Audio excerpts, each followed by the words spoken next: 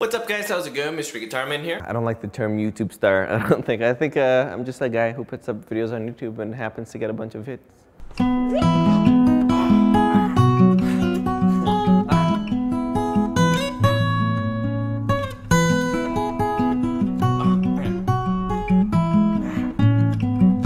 I started just making videos just for fun. At first because I had nothing else to do. I didn't have any friends. It was the middle of summer. No parties to go to. But then eventually, it started to grow into something more, started getting more and more hits, more and more subscribers, video views, and then eventually it became my full-time job. It's what I do. It's the only thing that I do nowadays. At the time, there really wasn't a reason to have a plan, because the most amount of people that someone had subscribed was 15,000 tops, and that's when I got started. So I didn't think anything like I'm going to make so much money or I'm going to be so famous one day. It was just literally just for fun. People come and ask me all the time, what's the one thing that I can do to get hits online, to get people to see me? There isn't one thing that you can do online. It's one thing that you do need is a lot of time. I've been doing this for 4 years. So people come up to me, like, how can I be famous online? How can I make money doing videos? I'm like, you got to do it because you love doing it, because for a long time, you're not going to be making any money. You're not going to be famous, So, there isn't one formula that works for everybody, and it's a lot of luck, a lot of chance. And if it doesn't work out, it doesn't work out. It should be something that isn't high stakes for you. It shouldn't be something that you're maxing out a credit card for. It's just something that you do just for fun.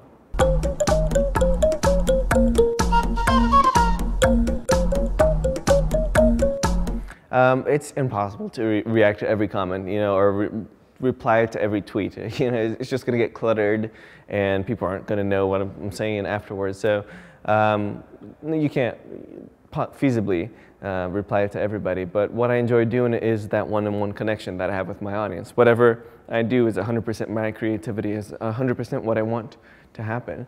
And I can say things like, send me pictures of yourself doing this, or send me drawings like this, and then people do, and then I can make that into a video, and then people can comment and say, I like this or I don't like this about your videos, and then I change accordingly. So it's something that I enjoy. It's something that you wouldn't be able to get anywhere else, where that one-on-one connection between the fan and the artist, So it's a great creative outlet for me. I see myself as a little bit of a brand. I understand that branding is important, that I need my Twitter, my YouTube, and my Facebook to match, and I need to be linking in between all of them. But I see myself foremost as an artist, as a director, somebody who just enjoys making videos. So people come up to me and it's like, the humanization of brands. I think for me it was the opposite. It was the branding of the human. It's a little tougher for brands to copy exactly what we do on YouTube.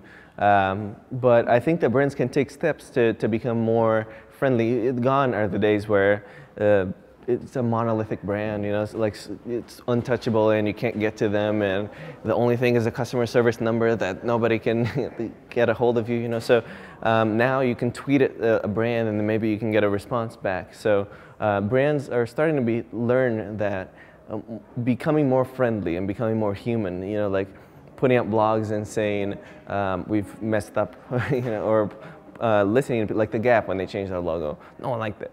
They changed it back, So or MySpace, no one liked it. Then they didn't change it back. So it's a matter of learning to cope with your fans, and not becoming too, still having a vision and working towards that vision. But if your viewers, if your fans are telling you to go a different way, maybe listen to that too.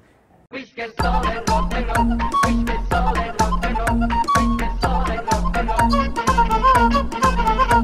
tougher nowadays to get seen, for sure, but I think that's something that brands can do to help that situation, is start pushing stuff that they actually know is good. Because a lot of what brands do is, oh, we have this product that isn't doing too well, let's market this a little bit better and get it to where it's profitable. No, forget about that, and take like your best work, your best product, your best service, and put it out there. And put it out in the social media world, and then people are going to start talking about it. People are going to start, actually enjoying your product. A year ago or 5 years ago, you know, what I'm doing now wasn't even possible because DSL was just coming up, you know, and watching videos online was really tough, you know, so it would be 320 by 240 videos, and everybody's shooting in HD, everybody's shooting 1080p, uploading 4K footage to YouTube. So it all depends on technology, I think, where technology is headed. You know, 10 years ago, what people were doing 5 years ago was unfathomable. And what we're doing now is crazy 5 years ago, you know? So what we're going to be doing 5 years from now, 10 years from now, I don't think anybody can tell. How can I put that? I think people who watch TV are lazy. People, you know, or want to be lazy. They want to sit back and just sit and flip through the channels, or not even flip through the channel, you know, just get to one channel and watch it for 3 hours and then go to sleep. People who are online, it's much more engaging. You're constantly looking for content because it's a lot of short form right now. 1 minute, 3 minute, 5 minute long videos. You know, it's a lot more involved and a lot more fun and exciting for a lot of people. You know, I think it's the difference between driving an automatic car and driving a standard car, you know.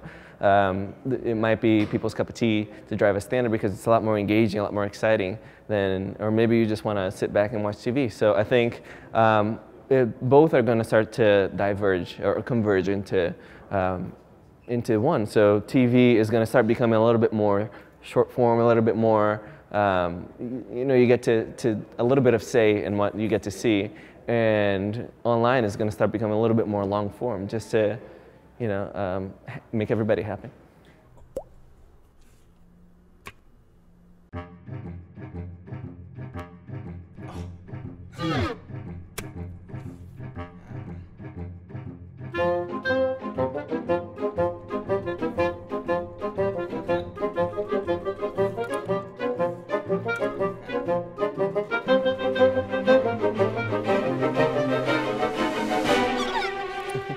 Well, what's good at YouTube is that there are a lot of people there.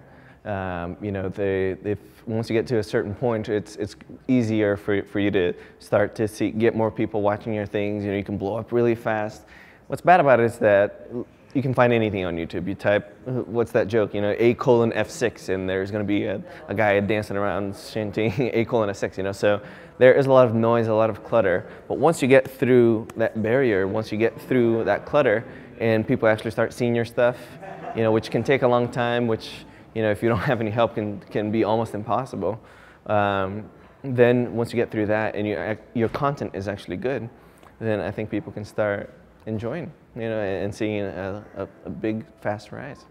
I think the thing about online is that you can find a lot of niche content. So if you like one game, there's hundreds and hundreds of videos about that one game, or like, you know, iPad games. You know, I couldn't figure out how to get past the 11 Angry Birds, so I went on YouTube and I looked up how to get past it. You know, so yeah, I think that what's cool about it is that if you like a really specific thing, chances are that there's someone else who likes that really specific thing and is making content for it. And that's how I got started. You know, making really specific content. You know, stop motion and music videos, you know, just for like video editing nerds, and then it kind of started growing a little bit, and now there's more mainstream, more widespread audience.